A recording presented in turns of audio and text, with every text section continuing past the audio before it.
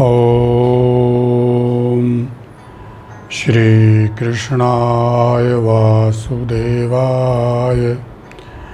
हरिये परमात्मने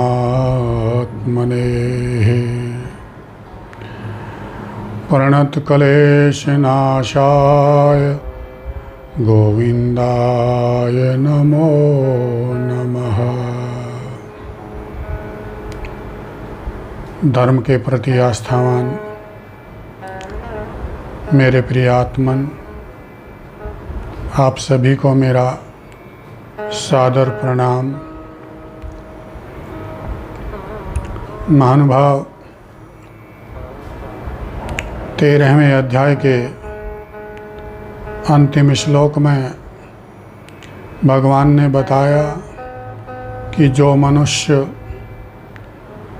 ज्ञान रूप नेत्रों से क्षेत्र और क्षेत्रज्ञ के तत्व को जान लेता है, वह परमात्मा को प्राप्त हो जाता है। उस ज्ञान की महिमा क्या है, वह ज्ञान क्या है और उस ज्ञान की प्राप्ति का सरल उपाय क्या है, इसका वर्णन करने के लिए भगवान 14वें अध्याय का विषय आरंभ करते हैं। 14वें अध्याय का नाम है गुणत्रय विभाग योग। इसमें कुल 27 श्लोक हैं।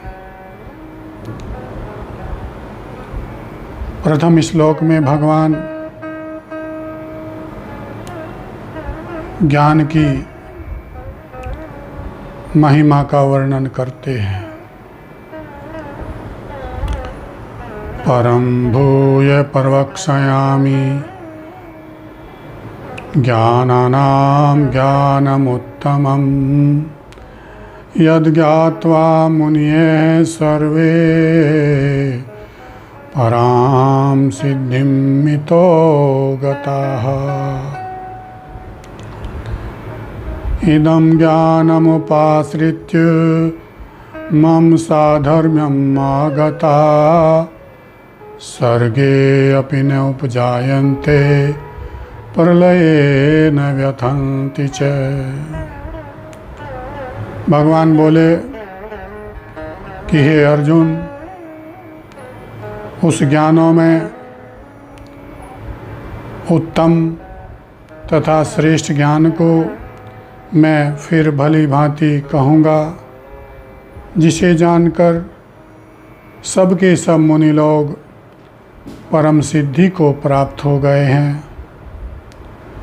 इस ज्ञान के आश्रित हुए मेरी सधर्मता को प्राप्त हुए मनुष्य महासर्ग के समय पैदा नहीं होते और महाप्रलय के समय व्यथित नहीं होते। महासर्ग के समय प्राणियों के उत्पन्न होने की क्या प्रक्रिया है, इसका वर्णन भगवान आगे के 2 श्लोकों में करते हैं। मम योनिमहद ब्रह्म तस्मिन् गर्भं दधाम्यहम् संभवे सर्वभूतानां ततो भवति भारत। सर्वयोनिषु कौन्तेय मूर्तयः सम्भवन्ति या तासां ब्रह्महृदि योनिरहं बीजप्रदपिता। भगवान बोले, हे कुंती नंदन अर्जुन, संपूर्ण योनियों में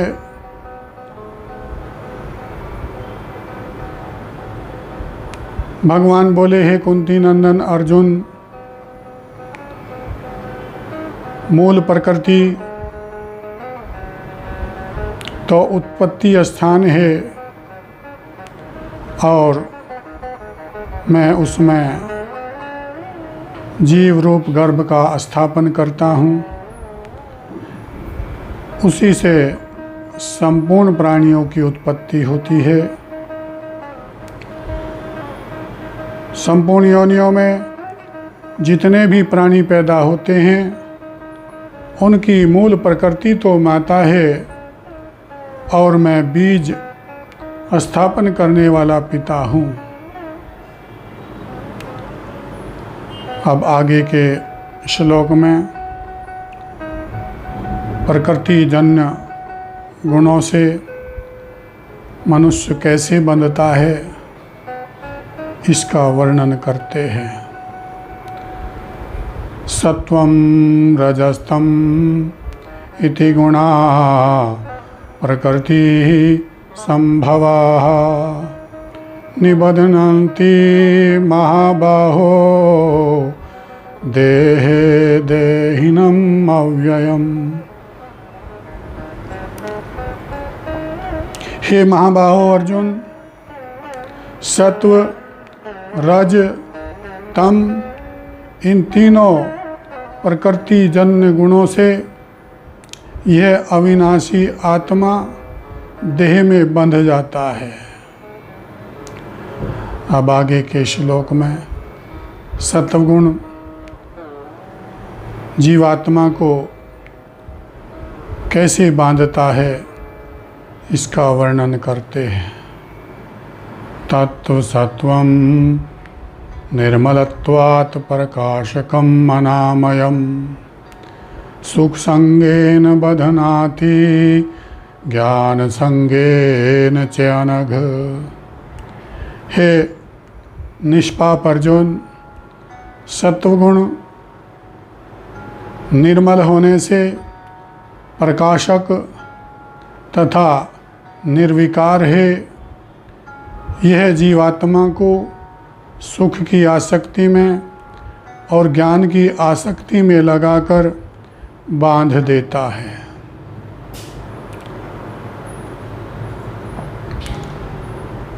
रजोगुण जीवात्मा को कैसे बांधता है इसका वर्णन भगवान आगे के श्लोक में करते हैं।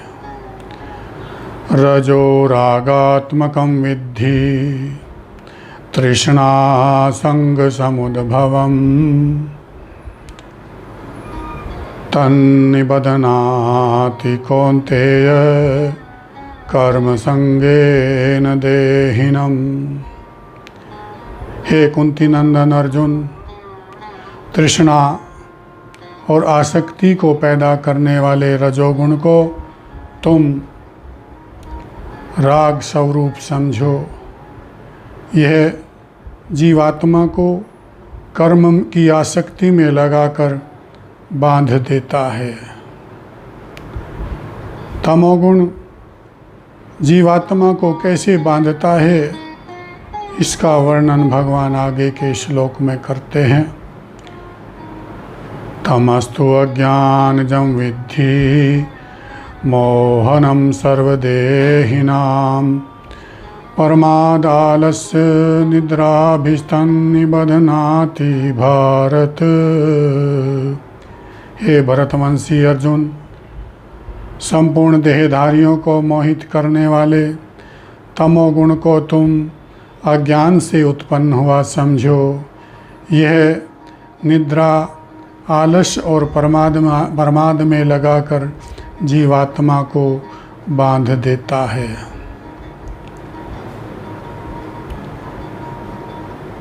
अब आगे के श्लोक में ये तीनों गुण जीवात्मा पर कैसे विजय करते हैं इसका वर्णन करते हैं। सत्वं सुखे संजयति रजेः कर्मणि भारत ज्ञानमावृत्य तु तमः प्रमादे संजयति उत। हे अर्जुन, सत्वगुण सुख में लगाकर तथा रजोगुण कर्म में लगाकर जीवात्मा पर विजय करता है, और वैसे ही तमोगुण ज्ञान को ढककर तथा प्रमाद में लगाकर जीवात्मा पर विजय करता है। अब आगे के श्लोक में भगवान एक एक गुण के बढ़ने की प्रक्रिया का वर्णन करते हैं। रजस्तमस्य अभिभूय सत्वं भवति भारत, रजः सत्वं तमस्यैव तमः सत्वं रजस्तथा। हे अर्जुन, रजोगुण और तमोगुण को दबाकर सत्वगुण बढ़ता है, रजोगुण और सत्वगुण को दबाकर तमोगुण बढ़ता है, तमोगुण और सत्वगुण को दबाकर रजोगुण बढ़ता है।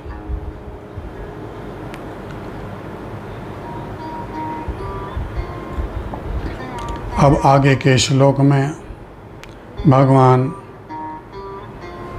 सत्वगुण के बढ़ने का फल बताते हैं।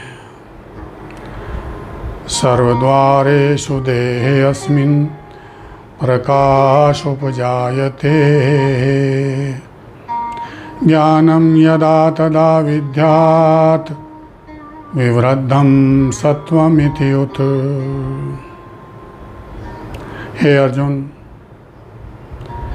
जिस काल में संपूर्ण इंद्रियों में और अंतःकरण में प्रकाश तथा विवेक प्रकट हो जाता है, उस काल में सत्वगुण बढ़ा हुआ है, ऐसा जानना चाहिए।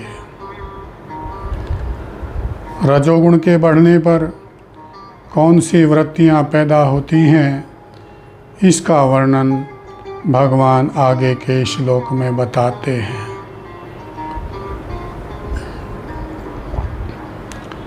लोभ प्रवृत्तिरारंभ कर्मणाम अशमः स्पृहा रजस्येतानि जायन्ते विवृद्धे भरतर्षभ। हे भरतवंशी अर्जुन, रजोगुण के बढ़ा होने पर लोभ, नए नए कर्मों में प्रवृत्ति तथा अशांति और स्पृहा आदि वृत्तियां भी पैदा होती हैं।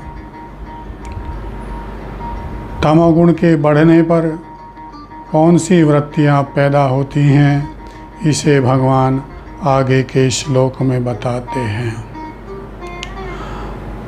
अप्रकाशो अप्रवृत्तिश्च प्रमादो मोहो एव च तमस्येतानि जायन्ते विवृद्धे कुरुनंदन।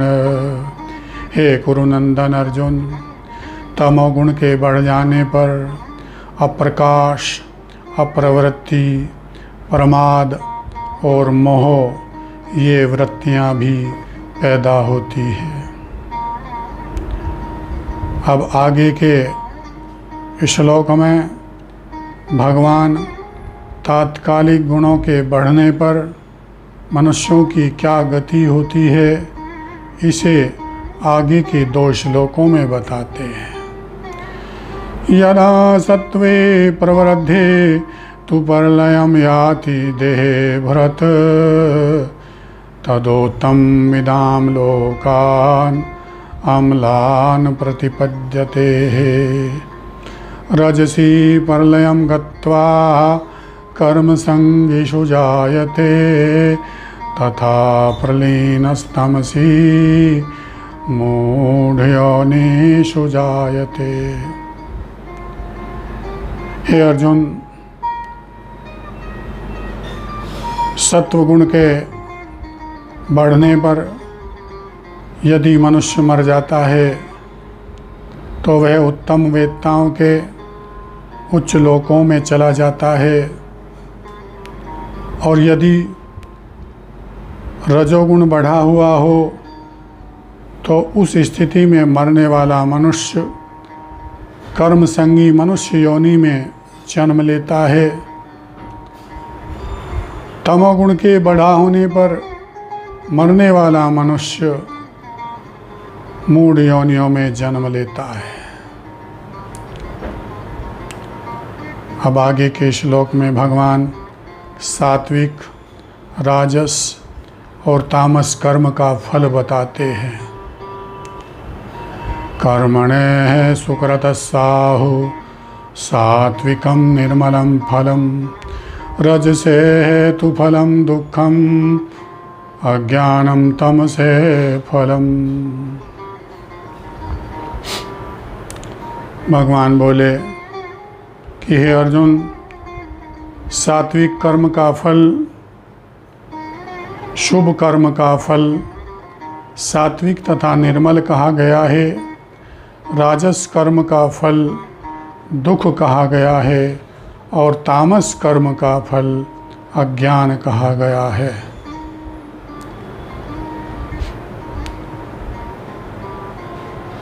सात्विक, राजस और तामस, इन गुणों के द्वारा कौन कौन सी वृत्तियां पैदा होती हैं, इसे भगवान आगे के श्लोक में बताते हैं। सत्वात् संजायते ज्ञानम रजसो लोभेव च प्रमादमोह तमसो भवतो अज्ञानमेव च। भगवान बोले कि हे अर्जुन, सत्वगुण से ज्ञान पैदा होता है, रजोगुण से लोभ पैदा होता है तथा तमोगुण से प्रमाद, मोह और अज्ञान भी पैदा होता है। आगे के श्लोक में भगवान सात्विक, राजस और तामस मनुष्यों की गति का वर्णन करते हैं। ऊर्ध्वं गच्छन्ति सत्वस्था मध्ये तिष्ठन्ति राजसाः जघन्यगुणवृत्तिस्था अधो गच्छन्ति तामसाः। भगवान बोले कि सत्वगुण में स्थित मनुष्य मरने पर उच्च लोकों में जाता है। राजस मनुष्य मध्य लोक में अर्थात मनुष्य लोक में जन्म लेता है तथा निंदनीय तमोगुण की वृत्ति में स्थित मनुष्य अधम गति में अर्थात महान नरकों में चला जाता है। अब आगे के श्लोक में भगवान गुणों के अतिरिक्त कोई कर्ता नहीं है, ऐसा जानने वाले मनुष्य को क्या फल मिलता है, इसका वर्णन 2 श्लोकों में करते हैं। नान्यं गुणेभ्यः कर्तारं यदा द्रष्टानुपश्यति गुणेभ्यश्च परं वेत्ति मद्भावं सोऽधिगच्छति। गुणानेतानतीत्य त्रीन् देहि देहे समुद्भवान् जन्म मृत्यु जरा दुःखैर्विमुक्तो अमृतम् अश्नुते। हे अर्जुन, जिस काल में विवेकशील मनुष्य गुणों के अतिरिक्त अन्य कोई कर्ता नहीं है ऐसा अनुभव करता है तथा पुरुष को अकर्ता जानता है, उस काल में वह मेरे सत्य स्वरूप को प्राप्त हो जाता है। हे अर्जुन, देह को उत्पन्न करने वाले इन तीनों गुणों से अतीत हुआ मनुष्य जन्म मृत्यु और वृद्धावस्था रूप दुखों से मुक्त होकर अमरता का अनुभव कर लेता है। अब आगे के श्लोक में अर्जुन गुणातीत मनुष्यों के क्या लक्षण होते हैं, यही प्रश्न करते हैं। कैर्लिङ्गैः त्रीन् गुणानेतान् अतीतो भवति प्रभो, किमाचार कथं च एतान् त्रीन् गुणान् अतिवर्तते। हे प्रभो, उस गुणातीत मनुष्य के क्या लक्षण होते हैं, उसका कैसा आचरण होता है, और हे केशव, इन गुणों से किस प्रकार अतीत हुआ जा सकता है। आगे के 2 श्लोकों में भगवान अर्जुन के प्रश्न का उत्तर देते हैं। प्रकाशं च प्रवृत्तिं च मोहम् एव च पांडव, न द्वेष्टि संप्रवृत्तानि न निवृत्तानि कांक्षति। उदासीनवद आसीनो गुणैर्यो न विचाल्यते, गुणा वर्तन्ते एव यो अवतिष्ठति नैङ्गते।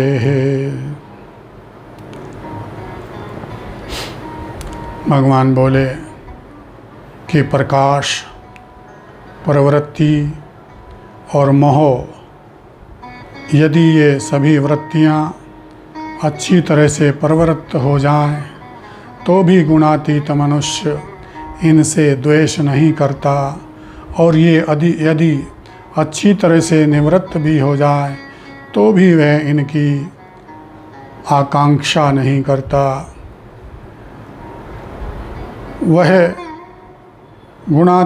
वह गुणों से अत्यंत ऊपर उठा हुआ उदासीन की तरह स्थित रहने वाला,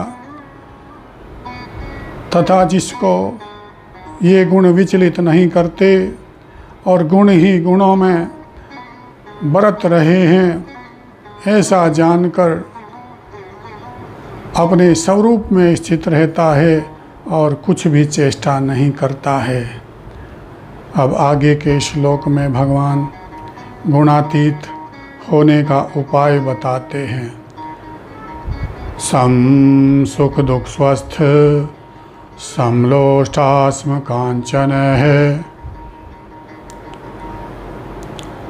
तुल्य प्रिय प्रियो धीर है, तुल्य निंदा आत्म संस्तुति, मान अपमान्यो तुल्य है, तुल्यो हो मित्र रिपक्षयो,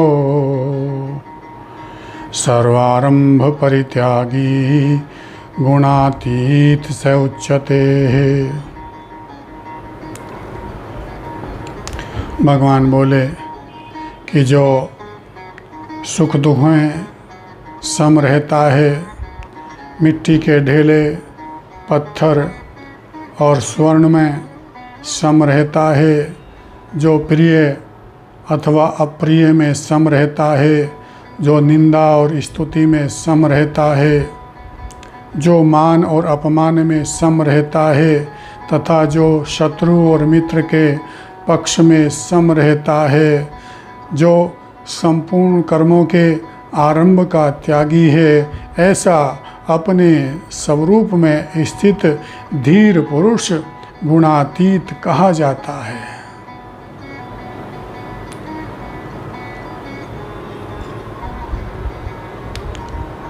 जो मनुष्य